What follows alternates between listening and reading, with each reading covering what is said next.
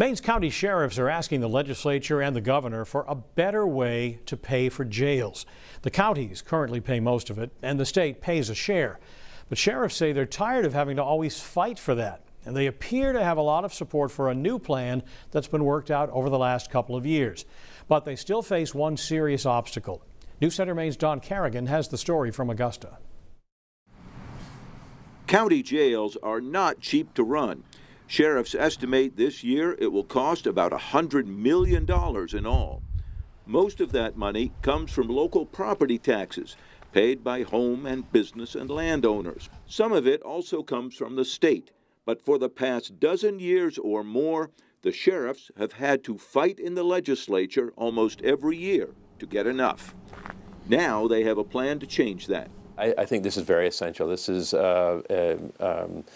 an annual problem that we've had for many years now, where we've had to come to the legislature repeatedly year after year after year asking for supplemental funding. The idea of this bill is to end that. Sheriffs Joel Mary of Saginaw County and Todd Brackett of Lincoln County share the Two Bridges Regional Jail, and they're helping to lead the plan to create a new predictable jail funding system. Brackett says that in the years before COVID, state inmates made up about 40% of all jail prisoners.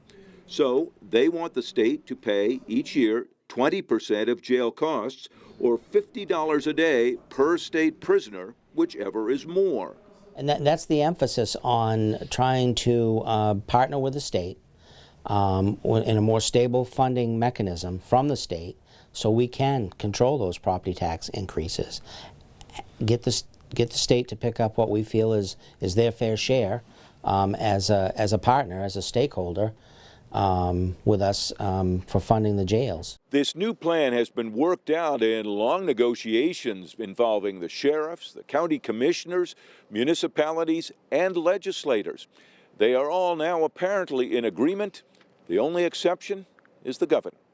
At a public hearing before the legislature's Criminal Justice Committee, Corrections Commissioner Randy Liberty said the governor can support the flat 20%, but not the variable per inmate fee, saying the certainty it gives the counties would be uncertainty for the state budget.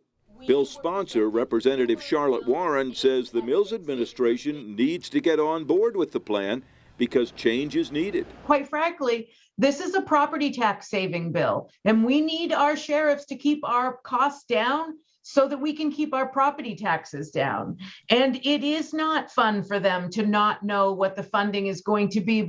Sheriff Brackett says he met with the governor on Thursday and believes she just needs a little bit more information and time to understand the new concept in the bill. They all have less than 2 months to get it figured out. In Wiscasset, Don Carrigan, News Center, Maine. The funding plan also includes specific dollar amounts for each county to raise from property taxes. Those replace old tax caps that were put into place 13 years ago. They say there is a possibility the bill could slightly lower property taxes, but they say it's really more about controlling and predicting costs in the future.